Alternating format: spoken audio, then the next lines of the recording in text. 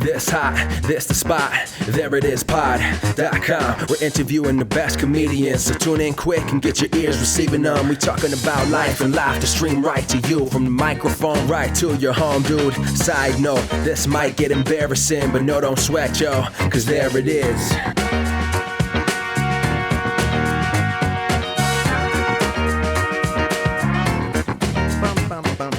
Welcome to the There It Is podcast, a podcast for comedy creators of any variety. I'm your host, Jason Farr. Let's do this. I'm so glad to have you here. If this is your first time listening to the podcast, thank you so much for checking me out. You're going to enjoy this episode. It's a fun one. I have the incomparable Erica Rhodes on. And if this is your first time listening, you can check out old episodes on iTunes and SoundCloud. You can go to thereitispod.com and find out about old episodes and read old blogs. So in today's episode, as I mentioned, I have Erica Rhodes, and she's really impressive and fantastic. She has done a ton of things. I came to know her as a stand-up comedian, but she also did a lot of work on Prairie Home Companion. So she is a very experienced and great performer. And we talk about all of that and everything in between. It's a really good chat, and I can't wait for you to hear it. So I'm just going to stop talking and let you get right to it. Here's my chat with Erica Rhodes. Erica, I know from having done really great research on you that you were involved with Prairie Home Companion. Wow, you really did your homework. No, you were involved with that as a youngin'. You started that at around 10 years old, right? Yes.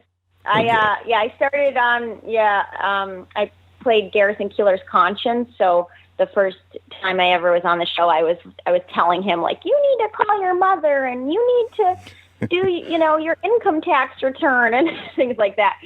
So, and then ever since then, I've been on the show, as a guest my whole life, and I got to act with Meryl Streep on it and Martin Sheen and all sorts of really great people. Yeah, a lot of phenomenal people that you, I guess, absorbed a lot of information from when you got to perform with them. Yeah, I think so. That's a really great learning experience. Yeah, it was. And after a while, Garrison Keillor, he's the main guy. Although he is retired now, he's not on the show anymore. Mm-hmm. But he, he's a real mentor of mine because he had me performing for a long time, but then he started to have me write. And at one point, he's like, I think you're a writer. And he had me start writing my own scripts for the show. And I think he really influenced, my wanting to get into stand-up eventually. Because at one point he was like, I think you should do a one-woman show. And I was like, what? No, I'm not doing a one-woman show. And why did you have an aversion to a one-woman show? I don't know. I just didn't, I guess I don't like one-woman shows in general. Like, I'm kind of like unless it's like a really fascinating story or the person's really good at playing different characters, like, I don't know. I think it's a really hard thing to pull off. Not that I'm against it, just that, like, my first reaction would be like, what? No.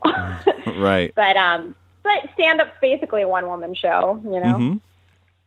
Well, that's really cool that he saw that potential in you and then made the effort to encourage you in that. Yeah, it was really cool. And sometimes I felt like he gave me assignments just for the hell of it. Like, he would just be like, oh, why don't you write a script about, Santa, it was for like a Christmas script or something, but then he wouldn't use it. And I'd sometimes be like, I think he's just giving me an assignment for the sake of the assignment, like I'm in college or something. Right. I think it's pretty funny when we were off air, you had mentioned that you hate the term wholesome, but yet you were saying you have kind of a wholesome background. And just a second ago, and then just a second ago, you said heck, and you corrected yourself to hell, which is not like hell is that strong of a term either. It's so true. I don't know why, but heck sounds so nerdy, and I don't think I say heck either. I don't know why I was going to. Oh, that's hilarious. That is really funny. I corrected myself into a swear. Oh, that's great. You act and you do stand-up. You've been doing stand-up for just under 5 years. Yes, 4.5. And you've made a lot of traction in that, and I imagine that's because of all the stage experience and learning experience and writing experience that you're having as a youngin' over at Prairie Home Companion. When did he start asking you to write, by the way? Probably like 5 years ago. Mm-hmm. He started asking me to write things. So you were working with really great material, really well-written stuff, because that's one of the great things about Prairie Home Companion is just the really great rhythm that it finds and writes itself into. And then you had experience getting to write in that system. So when you started, you didn't have a lot of the issues that maybe a stand-up normally would have, like having to just figure out what a joke is, and then also learning how to be a stage performer. You had a lot of that stuff already in the bag. Yeah, I also have a really good manager, and my manager had signed me as an actress, but then he was very supportive of my, transitioning into a stand-up, and he basically, kind of coached me in the beginning about just structure, just like the technical stuff of joke writing, because I hadn't really thought about joke writing before that, and so he helped a lot. Bruce Smith, he also reps Maria Bamford and Andy Kindler and lots of great comics. So he has a good ear for it, even though he's not a comic. He has a good sensibility, and also he really veered me away from a lot of bad habits in the beginning. Like trying to go dirty for the sake of being dirty, or he had a lot of really good pointers in avoiding traps in the beginning that a lot of stand-ups, I think, take the first 3 years, just falling into traps. Wow, it sounds like you've had a really good, encouraging system around you, an atmosphere to be in. Yeah, I mean, it's definitely not been smooth sailing, all the time. I'd say that the acting was just very frustrating when I was just trying to be an actress, and now I look at actors and I'm just like, why would anyone want to be? Why would anyone just try to be an actor? It almost doesn't even seem like a job to me, because I'm just like, it's not. There's nothing in it that's in your control at all. It's just completely, and all these, actors that they'll go to coaching sessions and they'll put so much money into it, and it's just like this sad sort of black hole of a career path. Honestly, I mean, I am an actor and stand-up and improviser, and I've been acting longer than I've been doing stand-up or improv, and I'm totally with you. It is something where I feel like, I love acting. I want to do it. I want to be in films or TV shows, but at the same time, as my main source of income, no thanks. There are too many weird things that you have to jump through, like hurdles you have to jump over or hoops you have to jump through, that there's no reason, if people were just focused on doing the work. And then you have so many people who are just taking those classes like you're talking about just so they can be on their resume, just so they can be considered for parts. And I don't know, just for the longest time now, I've been more of the mindset of create something, learn to write. Oh, yeah.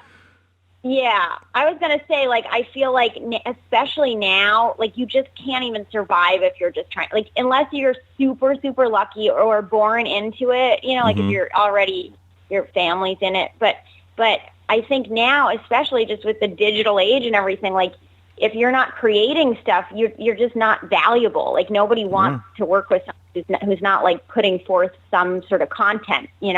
That's why a lot of stand-ups get shows before actors, because they have stuff to work with. They've got material, they have a story, and a fan base, and they know their persona. They have a lot of things. They have a thing as a persona, and a thing as a writer, and a thing as a public figure. That's the wrong term for it, but just there's so much more going for you than if you're an actor. Actors get more work when the public knows them, and there's something about them that is a hook for people to be able to market you. Stand-ups are way more marketable because, oh, that's the comic who does this kind of stuff. They know their persona. They know how to present that persona. And there's a fan base for that person. Right. And also, I just think it's great that, like, stand-ups, if they can go in between jobs, you know, if they're not getting work as an actor, they go on the road or, you know, it's just so much smarter, I think, to have something that's like yours, you know, that you've created yourself. So yeah, I couldn't agree more. One of the I would say what made me learn this lesson was Good Will Hunting, because I was reading about how Ben Affleck and Matt Damon created that and why they created it, and they were saying the reason we hadn't written together again is because we had created that so we could have work.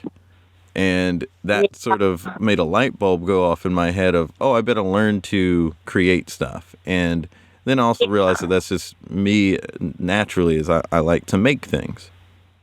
Right. I think it's a really, really good point that you make. Oh, thanks. Yeah, I just think it's more rewarding in the end because, you know, then it's yours and you're more in control. And also what I like so much about stand-up is that you can do it anywhere. You know, it's like no one can tell you because I grew up performing, I got sort of dependent on it. Like, I don't know who I am if I'm not performing. And so I felt so lost not getting acting jobs. And so as soon as I started stand-up, I'm like, oh, wait, you can just go somewhere and perform. Like, even if it's just 5 people, you're performing, you know? So, and you can do it whenever you want. Wow, this is perfect. Yeah, that's really great that you've had that experience and a really good go of it because you've been doing it 4.5 years, and with great management and great guidance, you've been able to really make some serious traction there. Thanks. Yeah, I've gotten some stuff. Yeah, I mean, because we were talking earlier off air, like, I know you as a stand-up. You know, that's how I know you. And you have been, you know, you've been on at midnight as a stand-up, and you've had these sort of experiences. And then you've also been able to act in things like New Girl. Yeah. Yeah, you're in several other things. You've done a good bit of work for yourself, which is great. How long have you been acting? Like in, you know, outside of Prairie Home Companion? Well, I acted as a kid too, so I did a few little films and things when I was a kid. Then and then I acted in high school. I did, theater in high school, and then I sort of stopped for a bit, and I took a break, and then I moved to New York, and then I thought I wanted to be a cellist for a bit because I played cello, and I was sort of heading in that direction. And then I got into the San Francisco Conservatory out in San Francisco, and I flew back, and I had started taking an acting class again, and I really liked it, and I was sort of torn, like, which direction I should go in. And I didn't really like the teacher at San Francisco, and I was sort of having all these doubts about it. And I sat next to this woman filmmaker on my way back, and she was so interesting and cool, and we talked the whole time, and I think she had dated, like, the composer of all the Wes Anderson movies or something. Oh, wow. And good composer. She had all these movies. Yeah, and then she was a filmmaker, and at the end of the flight, I just asked her, I was like, what do you think I should do, the music or the acting? And she goes, do the acting, it's more fun. And so I was like, okay. And then I just basically, you know, went to an acting school. I went to Atlantic Theater Conservatory for acting and loved it. I just felt like suddenly, oh, I understand. Like with music, there were just certain classes I hated, and I also was bad at sight reading. So, you know, I'd play in the back of an orchestra, and I'd be faking playing for the first 2 weeks until I could figure out what the notes were. Oh, wow. And yeah, sight reading's pretty tough, even if you've, you know, like, even if you're really trained in it. It's it can still be pretty. Yeah. It's a tough skill aside from knowing how to play an instrument. Are you a musician?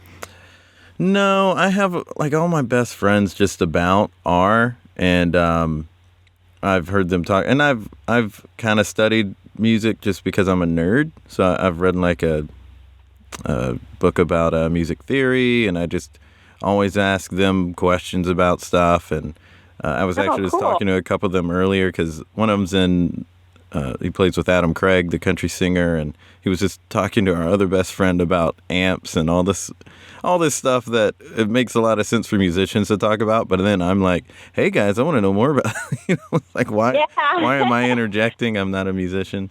I just love music and sort of dabbled in guitar, but and I played saxophone in junior high, so at one point in my life, I knew how to sight read, but I've heard my friends talk about sight reading, and yeah, it feels to me like it's a separate thing. It's like it takes such intuition almost. It's a sort of level of intuition of, I know what this is, just automatically, it's like reading hieroglyphics or something. Yeah. And it's sort of a mathematical brain, too, that's good at it now, whereas I'm more creative and I'm better with words. And so I was just excited when I, even the most boring class in acting school was still really interesting to me, which was speech, like learning how to do accents and things like that. And it was sometimes kind of boring and technical, but if that was the most boring class, I was like very relieved because I still could at least understand it for the most part, Mm-hmm. You're a really inspiring and interesting person. Oh, that's so nice to say. Oh, you're welcome. I mean, it's just, I didn't know all of this stuff about you. I was like, Erica Rhodes the stand-up, and now I'm like, oh, wow, what? Wait a minute, what, this too? That's really cool. I've failed at many, many things. Well, they say like you learn so much with failure. So I think that's what it is. And these are things that you've, in a way, accomplished. I mean, I honestly see people going for something and trying for something big, like saying, oh, I might want to be a cellist, so let me go do that. And even if you walk away from it and say like, oh, it's not for me or I'm not that great at it, there are so many people who didn't try to go for the thing that they wanted, and you did. So to me, that sounds like an accomplishment, not a failure. Oh, that's a very positive viewpoint. I mean, I'm looking at all these from as a listener. I'm hearing you have done all of these wonderful things and all of these cool things and had these great experiences, and that to me is more rich than anything. Like somebody could have done one thing and just got their life set for them, but that to me is a little more boring. Yeah, I mean, I thought that was what was going to happen with me. I thought I would do something my whole life and it would just sort of fall into place. But then I went on all sorts of tangents and weird paths, and I guess that's how life works. It's not at all how I think it is. It's hard sometimes when you're the one living the life to take stock of it and just see like, here are all the things I've done, and because your experience is so different than anyone else's, and if it deviated from the direction you wanted it to go, then it can be disappointing. But at the same time, like, there's so many successful people who've tried a bunch of different things. It's a good place to be if you are taking risks and challenges and you're still here to talk about it. Yeah, it's kind of, you're right. And it's funny because I actually, I just had parents that are sort of the opposite of most parents, where most parents are like, you're going to get a job, you'll go to college, blah, blah. Mm-hmm. My parents were always sort of like into you just do what you love to do, find what you love to do, but they didn't really give me the life skills, to do it. They're just like, just do it. But how? We don't know. Yeah, I know. That's the rub. It's either you start with the plan B and then you don't do the thing that you actually wanted to do, or you take too long to do the thing that you really want to do, like in my case, or you go for the plan A, but then maybe you're not equipped enough to really enact it. Yeah, but they had good intentions with it, Oh, yeah. I mean, that's encouraging in itself. I do think that it's one of the most important things is to do what you love to do for work, because it just takes up so much of your life that it's like people who hate their jobs, I don't even know how they do it. Like, I would hate my life I just hate my life. And Yeah. and I mean, maybe they're okay with money, but then what happens is you get trapped in the money thing where it's like I have friends who are lawyers and stuff, and it's like they buy the house and then they have the kid and then all this stuff, and then it's like, well, yeah, how's your job? Well, I hate it, but it's fine, Right. What you might want to go to do something else? Well, yeah, but now we have the house. It's like they get in over their heads with the money stuff to the point where they're trapped in their life, and it's like, okay, that's your life. That's what I wonder sometimes when I see actors who have done a lot of good work and they're clearly good actors, but then they're in something was obviously not going to be good. And I always wonder, like, how do they end up there? Like, do they need the money? How could they possibly need the money? Like, it's not. Well, I think that it always looks more like actors have more options than they actually do. Like, Yeah. I think unless you're like total, like, Tom Hanks or, Meryl Streep or whatever, it's like I think every actor goes through a point where they're like, what if another script doesn't come, Yeah. Or what if, what if nothing else is happening? What if this is my only option right now and I need to stay working, stay busy? I mean, John Hamm's in like some commercial right now. He was on Mad Men for, the entire thing. He's in H&R Block. Someone else was talking about, a friend of mine was mentioning that he's in H&R Block commercials, and she was kind of like, what is going on? But, I think those commercials are good. Like, he's really funny in them. And, it's so, like, disorienting. I'm like, what's he doing there? Like, that's not him.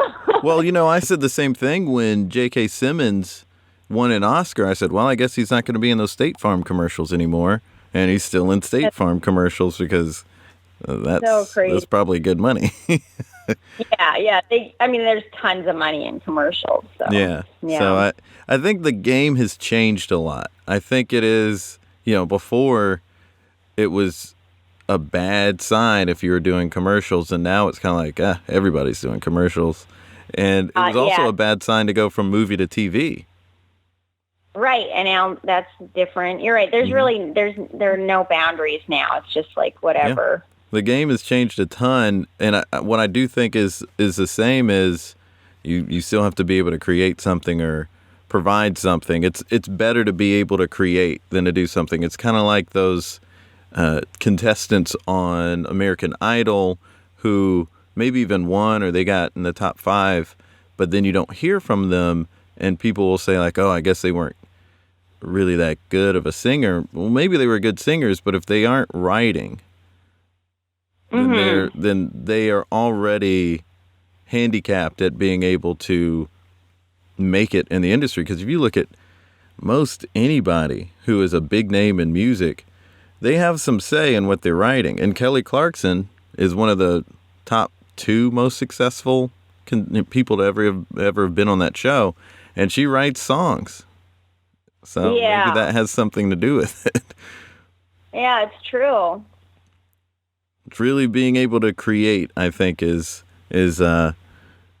such a positive thing to be able to do for your career if you want to be in this biz. It's fun because I've been producing my own show now. Like I do a variety show every month, which I'm still trying to figure out exactly what it is. But I have music and I have stand up and I've got sketch and I've got like all sorts of stuff in it, and it's been going pretty well. But it's a lot of work. It's definitely a lot of work, and to host it and produce it and book it, like all of that stuff. It's just like, oh my God. And then when I do it, I'm like so just relieved that it actually happens that I don't really enjoy it. And I was telling one of the guys in it, his name's Craig Lee Thomas. He's a writer, but I was like, oh my God, I'm just like, it's so much work. It's so hard to produce a show. And he was like, yeah, what's a lot easier? Not doing things. And what's the name of that show? It's called the Nightlight Comedy Show. Okay. Yeah, it is. He's right. It is easier to just not do any of that stuff. And that's why so many people don't do it. Right, exactly. And it kind of, put things in perspective because I was like, yeah, he has a point. Like, it's like I could either do it or not do it. It's totally up to me, but I might as well do it because it's better than not doing it. Yeah, I mean, it goes back to what you were saying about getting in the trap of having to work or having to make money. It's people who don't like their job, but it's where they are. So it's kind of like, okay, well, is this fulfilling enough for you? Is this what you want to be doing with yourself? And it's just hard. And right. And it's fine for it to be hard. It puts, what do they say? It gives you experience. It gives you, well, I guess they say it puts hair on your chest, but that doesn't really make sense in this context. It gives you character. That's what they say. I hope that's hair. Yeah. You've gotten some really fun gigs that I am super jealous of. Like you've been on Modern Family, you've been a New Girl, and you've been on Comedy Bang Bang. Oh, yeah. I had a very small part on it, but I was on it. Yes, but you were on it. Yeah, I love the podcast, and I really love just so many people involved with Comedy Bang Bang, and Scott Ackerman being one of the main ones that I love with that. So I'm just like super jealous of you for having had that experience. Yeah, it was fun. It was cool because I was also on with Tom Rhodes, who was always jokes that were related, even though we're not, and Andy Kindler, who I love too. Yeah, that's fun. Yeah, good. And he's also in the same you have the same management company as Andy Kindler, right? Yes. Yeah. Yes. So what are some of the things just to keep sustaining your stand-up career that you and your management are doing just to kind of keep you out there and keep you fresh? I mean, I do road work too. Like I've, been doing some stand-up on the road and then I'll do commercials and then, just pitching my own show, which is the long-term goal. Mm-hmm. And then, festivals, like I'm doing Moon Tower in April and things like that. Now, I imagine there are a lot of things that you're able to do because you're in LA to help maintain and push your stand-up and obviously acting career. Are there things that people who are not there yet, or maybe not even in New York yet, but people listening, they may want to have not necessarily the career that you can have, but they want to keep making their work in comedy. What are some things that they need to be consistent in order to really see their dreams realized? Are there things that, as far as just creating work and preparing yourself, that they need to be doing? I would just say get as good as possible. For me, one of my challenges was that I started in LA, and a lot of people saw me in the community when I was just starting out, and I was really bad. And so it's hard to change people's perceptions. It takes a little while. Like now I think I have with a lot of people are like, wow, you've gotten a lot better. But you have to kind of, it's more of a struggle to change someone's point of view than, if you're just proving yourself for the first time and you're already really good. It's like, oh, he's good, Yeah, that's a consistent thing I've heard about starting stand-up in L.A. Yeah. Interesting. Yeah, I would just say get as much stage time, too, because, LA, it's harder to get stage time. Like, you get shorter sets here, and there's more competition, and, just do as much as you possibly can. Get as much, original, smart material as you can. Really try to find your voice and figure out, like, what you're about and why you're different than all the other comics out there, that kind of thing. Good. And when would you say is time for somebody to make a big move if they should, choose to? You mean like if someone is just starting or like... Well, if someone has been sort of, not necessarily a time frame, but what would you say is the place that they need to be at as a creator and a performer in order to be ready for moving to an LA? Oh, even though I said what I just said, that was just assuming that they weren't in LA or New York, but I would say don't wait to be ready. Like, get to New York or LA as soon as you can, because I think a lot of people like think, oh, I have to be ready to move there, or I'm scared, or, you know, it's like you're never going to really feel ready. And also you're going to start making connections in the place that matters as soon as you get. You can't really make those connections when you're not in LA or New York, you know, and it's just, you can't accomplish half of what you can if you're in LA or New York, you know, just with networking, meeting the right people, and getting seen by the right people and being on the right path. I just think it's like you shouldn't wait. You just do it. Yeah, that's, you know, I was one to think, well, let me get some of the green off of me before I go somewhere like LA or New York. So I was one of those people that it wasn't that I wanted to mentally feel like I was ready, but I just wanted to stage-wise be more ready. But do you think that's not really as necessary? Well, no, I don't think it's really necessary. I mean, I was just saying, like, it is, I mean, wherever you start, it's going to be hard to change people's mindsets about you if their impression isn't great. But, you know, you got to start somewhere, and it might as well be where things are happening. That's all. But if you're not going to start, you know, if you're not going to start in New York or LA, I would just say get as good as you possibly can before you get there. But I would never say wait until you feel ready, because you're never going to really feel ready. Yeah, you're certainly not. There's always going to be a reason not to do something.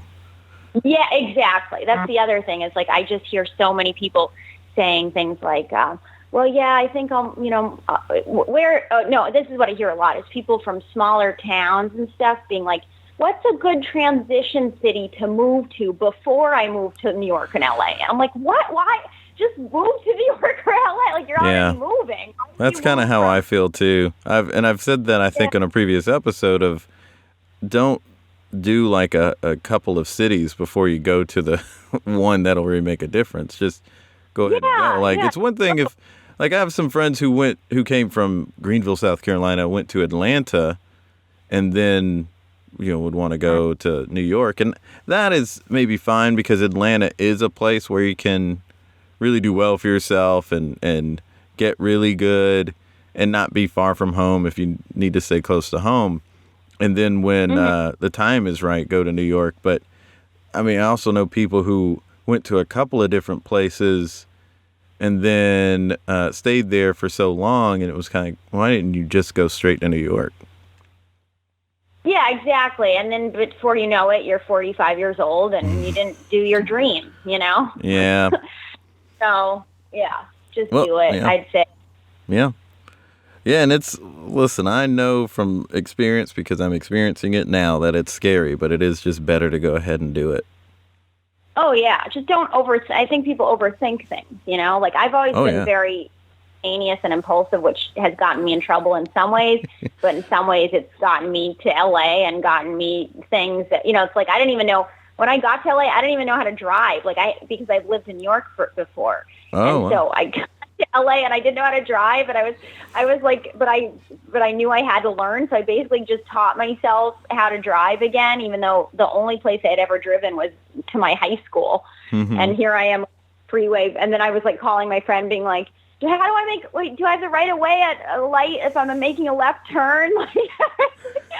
So I had, you know, it was really hard when I first moved here, but I just kind of did it and didn't think too much about it, you know? Yeah. And, please don't, get in a car wreck. Yeah. Now I'm a good driver. Good. That's good. Well, is there a process that you really enjoy about your performance? Is it the writing aspect that you like the most, or is it trying to figure out how to put together stand-up sets or shows, or is it like working on the show that you're working on now? I mean, I think I just love everything about the process, which is why I like stand-up so much, because like I like writing and I like performing, and then I like seeing it come together, and I like experimenting, and I like, you know, figuring out why something doesn't work and why something does work, and it's kind of like a puzzle. And but, you know, obviously it's great when it goes well, but I think I like everything about the process, which I think is why people, like, when you know you're doing the right thing is like when you like it for the process and not just if it goes well, you know? Right. So, yeah. Right. That's really good. But I mean, performing is my main thing. I love performing the most, so I'd say that part, especially if it's like a bigger audience, you know, the bigger the better for me. Yeah. Well, you got at a young age a taste for the big audience with Prairie Home Companion. Yeah, exactly. It's a lot to live up to. It's kind of like, oh man, you know, will I ever get to that point again? I don't know. Yeah. Well, Erica, this has been a really fun and I think inspiring chat, because I know it sounds like it'd be easy for the listener to say, oh gosh, but I didn't start young. I didn't start at 10 doing this really professional thing and then doing these other professional things and living in LA and working on these big shows or anything. But to me, the thing that I'm getting from you, and correct me if I'm wrong, is that people should go out and work and just do the work and create things for the sake of creating things and doing the work. And it doesn't matter that they didn't do it as soon as 10 years old. It's always going for it is the big thing. Right. And also like not being afraid of failure, you know, like this show that I'm doing is a good example of that, because I had one show where I actually had to cancel it. It was really embarrassing. I had booked a job and I was working on set and I couldn't get to the show. And I guess because of that, some people didn't come, and I had a guest host, and I also didn't have as much time to promote it, and so only like 5 people showed up, so I had to cancel it. And you know, I was pretty upset about it and embarrassed. Like I had Dana Gould headlining, and it was, you know, I had to tell him sorry, but then, you know, I took 2 months off to sort of regroup and try to think, how can I make this better and more fun, and how can I promote it better and be more efficient and everything. And I got my friend to help me produce it. And then, you know, the last one we did went really well, and we were sold out and had standing room only. And it was like a really good, you know, I don't know, it's just cool because I felt like, oh, you know, I went from like totally failing to like, oh, total success, you know, just after a few months. Yeah, so, you know, and there's fear. Fear is an understandable emotion to have, but that can't be the reason for not going through it, because any of this stuff that we're talking about is going to involve risk. I mean, if somebody was starting a business in their town, which maybe sounds like the safe choice, the business could fail. That's a risk. Oh yeah. So So just like with that, you really have to still make the choice to go through with it or not. And, you know, the fact that it could fail is not a reason not to go through it. Yeah. And like, I think there's like this weird side of me that even if I like have a bad show, I still enjoy it somehow, you know? And I think that like, that's like when you know you love something, it's when you can like fail at it and still be like, oh, but I still had fun somehow. Part of it was horrible, but part of it was like, oh, I still really, you know, it was still somewhat rewarding, and I still learned something, and I'm growing from it. And so I think that, like, you know, people are so result oriented nowadays. It's like they forget to be like, let's like go.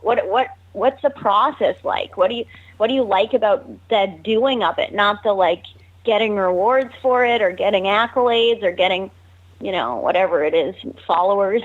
Right. And, oh gosh, yeah. You know, yeah, just do things for the sake of doing it more.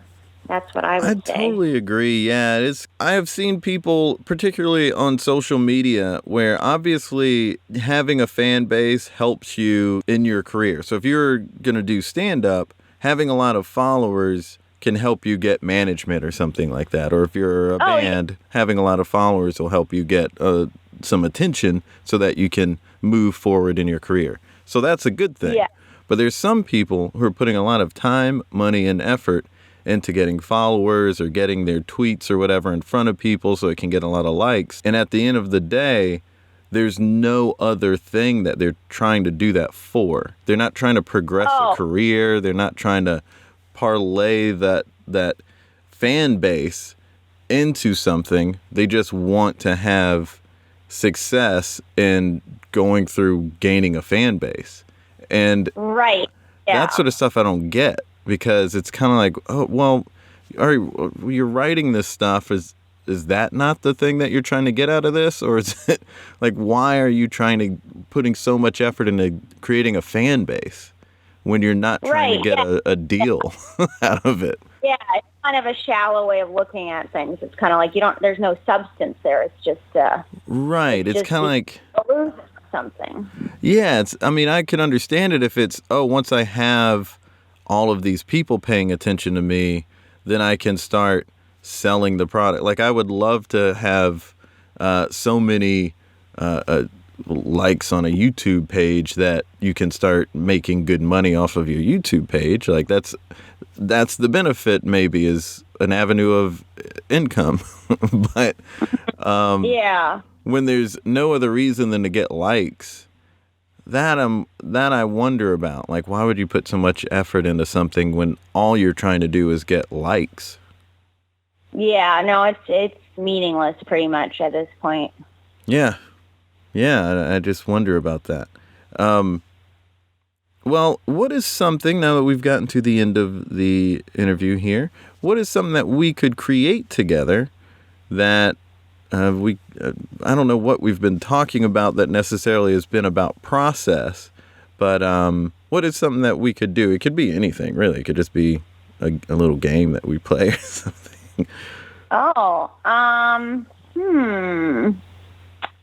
Some sort of podcast? Well, you already have your podcast. Yeah, like the idea of a podcast.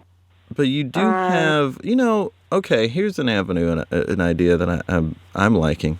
So you have this show that you're doing, that you've created. And what are the elements of the show? So you had Dana Gould was going to be, so you obviously have stand-ups on there. What are some of the aspects of the show? It's just like a variety show. So I had this past one, I had also Danny Zucker on it, who's one of the producers of Modern Family and writers.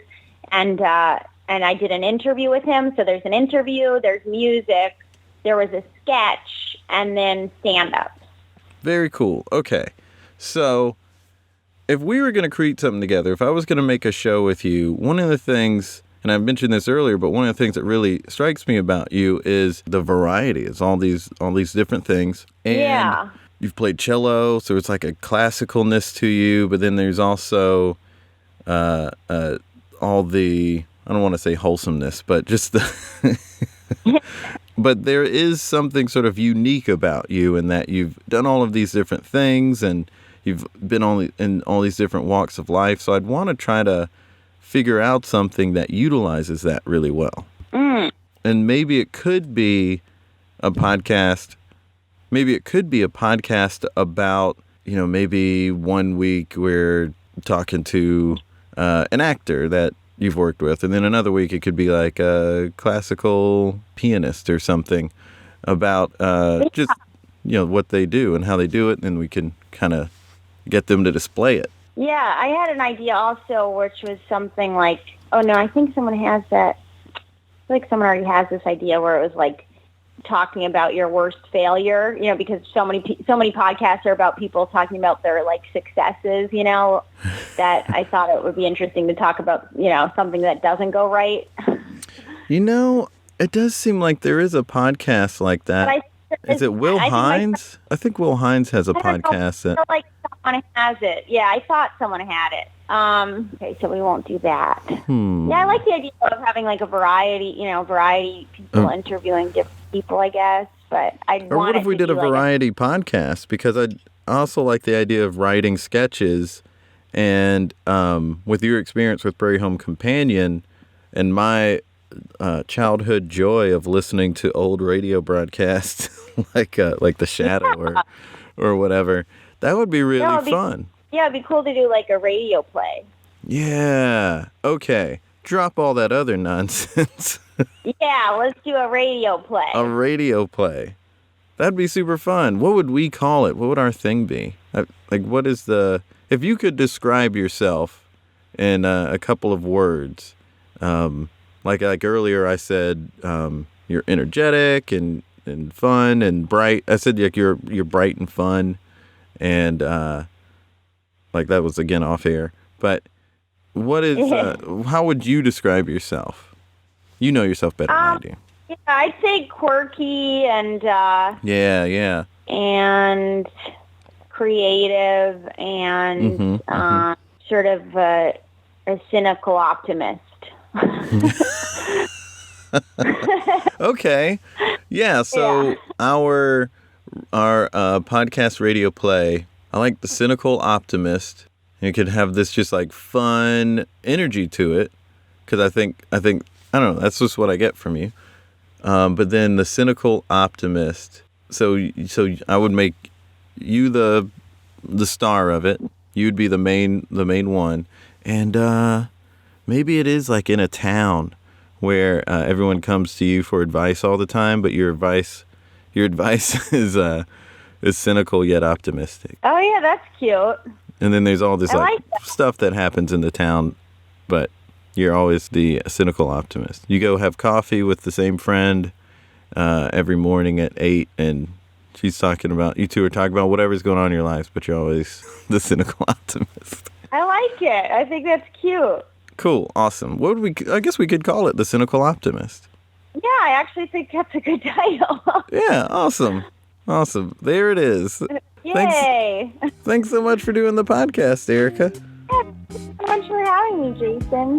Yeah, this was a really good talk. And I really did feel like inspired to go out and work and do stuff. Oh, good. Well, that's good.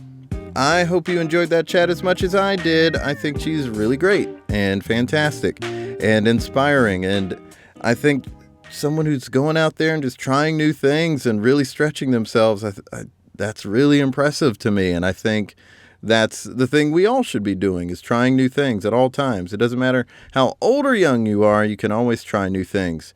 And she is out there doing it. She is going for it. And that's really cool. That's really cool. So I hope you were inspired by her. If this is your first time listening because you are a fan of hers, then you already know how great she is. This was not a surprise to you, but I do hope you are still enjoying this episode and still inspired by it. If you want to find out more about Erica Rhodes, because you don't know much about her other than this episode, you can go to her website, Erica Rhodes Comedy. That's RHODES. And you can also find her on Facebook at Erica Rhodes Comedy and on Twitter at Erica Rhodes. She has a show coming up in Los Angeles. It's her nightlight comedy show. It's going to be at Open Space at 8 p.m. on March 27th. So do check that out. And you also can find out more about the podcast at There It Is Pod on Twitter and Facebook and thereitispod.com.